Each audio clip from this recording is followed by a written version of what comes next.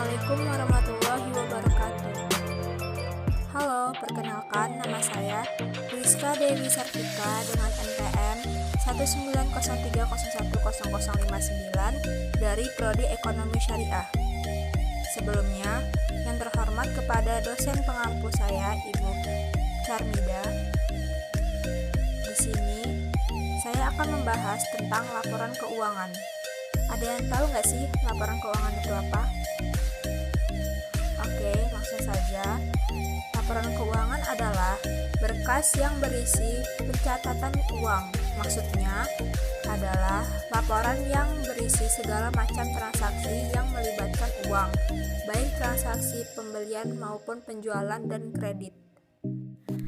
Di sini saya akan menjelaskan hasil laporan keuangan dari BPRS Rahma periode Desember 2019, yaitu terbagi menjadi 7 bagian. Yang pertama, laporan laba rugi. Yang kedua, laporan ekuitas. Yang ketiga, laporan posisi keuangan. Yang keempat, laporan arus kas. Yang kelima, laporan rekonsiliasi dan bagi hasil. Yang keenam, jurnal penutup. Dan yang terakhir, neraca saldo setelah penutupan. Laporan laba rugi adalah laporan finansial perusahaan yang dibuat oleh bidang keuangan tertentu. Isinya berupa data-data pendapatan sekaligus beban yang ditanggung oleh perusahaan. Biasanya laporan ini dibuat untuk menjelaskan kondisi keuangan perusahaan pada periode tertentu. Di sini dapat dilihat bahwa laporan laba rugi BPRS Rahma periode Desember 2019 pendapatan dari pendapatan murabahah, pendapatan bagi hasil musyarakah, pendapatan bagi hasil mudharabah, pendapatan ijarah, pendapatan usaha utama lainnya, dan pendapatan operasional lainnya dengan jumlah sebesar Rp1.657.100.000 bagi hasil dari hasil hak pihak ketiga atas bagi hasil DST sebesar Rp332 juta. Beban-beban dari beban gaji, bonus wadiah, beban administrasi dan umum, beban usaha lain-lain, zakat sejumlah dengan sebesar Rp739 juta. Pendapatan lain-lain dari pendapatan bebanan usaha sebesar Rp20 juta. Laba bersih sebelum pajak sebesar Rp606.100.000. Pajak penghasilan sebesar Rp50 juta. Dari keseluruhan laba bersih setelah pajak sebesar Rp556.100.000. Selanjutnya, laporan perubahan ekuitas. Laporan perubahan ekuitas adalah ikhtisar tentang perubahan modal yang terjadi selama jangka waktu tertentu, misalnya 1 bulan atau 1 tahun. Laporan perubahan ekuitas disusun setelah neraca lajur dan laporan laba rugi. Kedua laporan tersebut akan digunakan pada laporan perubahan modal untuk mencatat transaksi apa saja yang terjadi dan mempengaruhi perubahan pada modal perusahaan. Perubahan ekuitas pada BPRS Rahma periode Desember 2019 pada saldo Desember 2012 di modal saham sebesar Rp318 juta. Laba ditahan sebelum ditentukan sebesar Rp227.000. Laba ditahan belum ditentukan kegunaannya sebesar Rp301.143.000. Laba tahun 2012 di modal saham sebesar Rp301 juta. Laba ditahan belum ditentukan kegunaannya sebesar Rp301 juta. Laba ditahan sebelum ditentukan sebesar Rp143.000. Laba ditahan belum ditentukan kegunaannya sebesar Rp143.000. Di saldo akhir pada modal saham sebesar Rp619 juta. Laba ditahan sebelum ditentukan sebesar Rp307 Rp470.000. Laba ditahan belum ditentukan kegunaannya sebesar Rp0. Jumlah ekuitas keseluruhannya sebesar Rp619.370.000. Laporan posisi keuangan adalah salah satu laporan keuangan yang memberikan informasi tentang posisi aktiva kewajiban dan modal yang disajikan pada akhir periode. Pada BPRS Rahma, periode Desember 2019 terdiri dari kas, penempatan pada BI, giro pada bank lain, penyisian kerugian giro pada bank lain, efek-efek, penyisian kerugian efek-efek, piutang terdiri dari piutang murabahah, penyisian kerugian piutang murabahah, pembiayaan terdiri dari pembiayaan mudharabah, penyisian kerugian pembiayaan mudharabah, pembiayaan musyarakah, penyisian kerugian pembiayaan musyarakah, pinjaman kard, penyisian kerugian pinjaman kard, aset pajak tanggungan, aset tetap, akumulasi penyusutan aktiva tetap, aset lain-lain. Jumlah aset sebesar Rp16.544.470.000.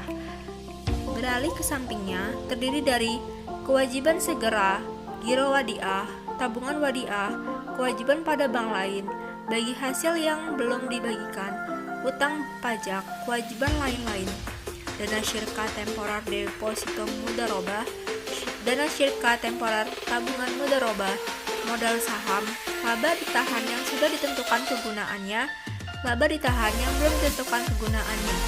Jumlah kewajiban dana syirka temporer dan modal sebesar Rp16.544.470.000.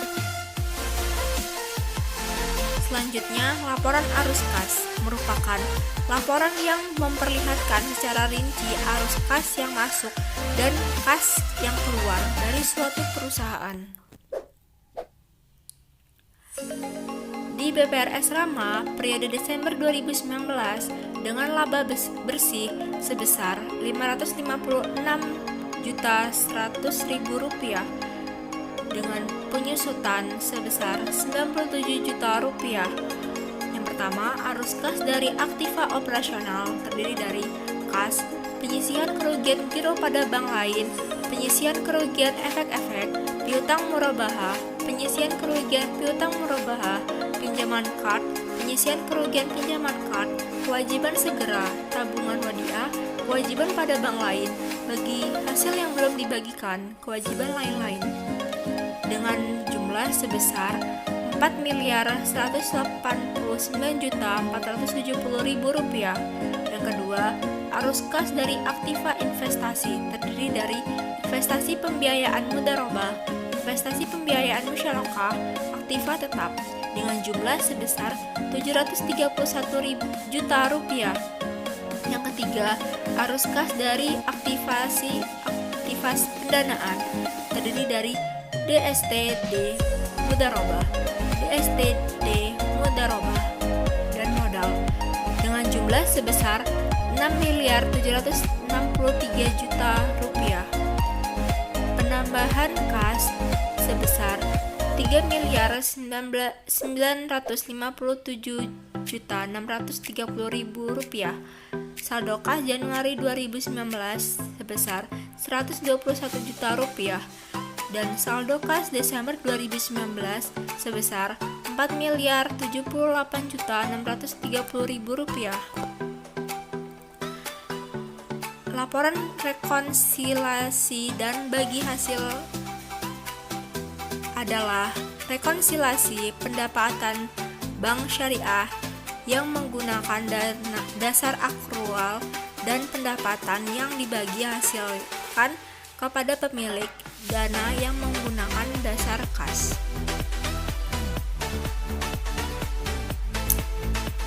Di BPRS Rahma, periode Desember 2019 dengan jumlah pendapatan usaha utama sebesar Rp1.213.100.000. Pengurangan dengan pendapatan tahun berjalan yang kas atau setara kasnya belum diterima sebesar Rp0. Penambah pendapatan tahun sebelumnya yang kasnya diterima tahun berjalan sebesar Rp0. Jumlah penambahan atau pengurangan pendapatan di pendapatan yang tersedia untuk dibagi sebesar Rp1.213.000.000 bagi hasil yang menjadi hak bank sebesar Rp881.100.000 bagi hasil yang menjadi hak pemilik dana sudah didistribusikan sebesar Rp313 juta bagi hasil yang menjadi hak pemilik dana belum didistribusikan sebesar Rp19 juta. Selanjutnya ada jurnal penutup. Jurnal yang dibuat pada akhir periode akuntansi untuk menutup akun-akun nominal sementara. Akibat penutupan ini, saldo akun-akun tersebut akan menjadi nol. Pada awal periode akuntansi, akun yang ditutup adalah akun nominal dan akun pembantu modal. Di sini terlihat di jurnal penutup bahwa pendapatan di debit sebesar Rp606.100.000, di laba rugi pada kredit sebesar Rp606.100.000, ikhtisar laba rugi di debit sebesar Rp546 juta, beban gaji pada kredit sebesar Rp359 juta, beban administrasi dan umum pada kredit sebesar Rp136 juta, beban usaha lain-lain pada kredit sebesar Rp51 juta, ikhtisar laba rugi pada debit sebesar Rp318 juta, modal pada kredit sebesar Rp318 juta, modal dan prive pada debit dan kredit sama hasilnya sebesar Rp318 juta dengan keseluruhan jumlah pada debit sebesar Rp1.788.100.000 dan pada kredit dengan keseluruhan jumlah sebesar Rp1.788.100.000.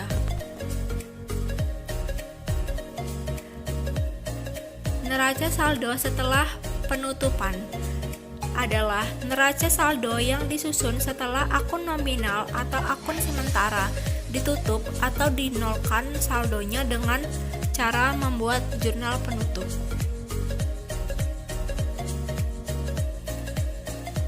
Di sini terdiri dari aset pada debit sebesar Rp520 juta dan pada kredit sebesar Rp520 juta. Utang pada debit dan kredit sama hasilnya sebesar Rp23 juta. Di modal pada debit dan kredit sama hasilnya sebesar Rp318 juta. Dengan keseluruhan jumlah pada debit sebesar Rp861 juta dan pada kredit dengan keseluruhan jumlah sebesar Rp861 juta. Sekiranya itu yang bisa saya sampaikan, kurang lebihnya saya mohon maaf. Kepada Allah saya mohon ampun. Saya akhiri. Wassalamualaikum warahmatullahi wabarakatuh.